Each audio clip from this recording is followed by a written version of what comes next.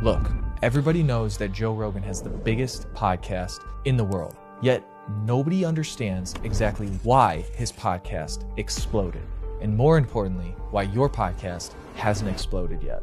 And I'm going to tell you the real reason in the most simple way possible. Joe Rogan's podcast didn't blow up just because he's Joe Rogan. It blew up because he's doing it longer, more consistently, and more seriously than anybody on the planet. And that is what every single podcaster is ignoring. Most people don't realize this. Joe Rogan's first podcast episode, I'm looking at it right now, December 24th, 2009. It's been over 15 years of him doing podcasting. How long have you been doing podcasting? He didn't blow up overnight. He didn't go viral every single week. He didn't have the perfect gear for the perfect episodes. He just kept showing up in the game long enough for the game to catch up to him. The truth is, podcasting became big years after Joe Rogan had already been doing it. By the time the industry exploded, Joe Rogan was a podcasting legend. Not because he's famous, not because he's controversial, but because he's early, consistent, and committed. He didn't treat his podcast like a side hobby. He took it as a serious job. He treated his podcast like it mattered, and that's what made him number one and still continues to make him number one. And this is something that I've seen with Impulsive firsthand, okay? I've been with Impulsive for 6 years. When we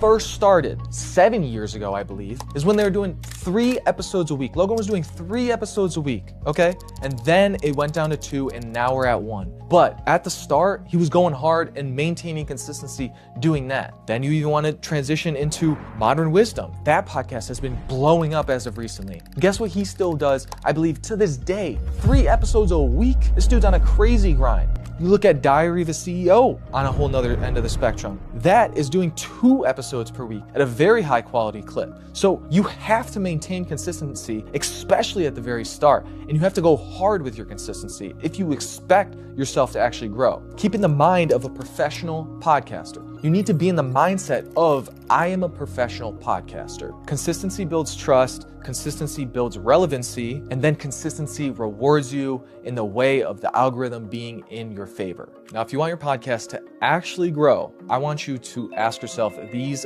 3 questions. Question number 1 is, do I want to be a podcast professional? Think about it. If you're only going to take it as a hobby, you're only going to ever be able to use it as a hobby. You're only going to be able to get guests who look at other podcasts as a hobby. If you start taking it serious, then more guests are going to want to come on, your growth is going to be a lot better, and your mentality to make it your full-time thing is going to be in full effect. Second question is going to be, will I commit to 1 long-form episode every single week for a year? You have to be willing to be able to make that commitment. 52 weeks, once a week, every single Monday or Tuesday or Wednesday or Thursday, every single week.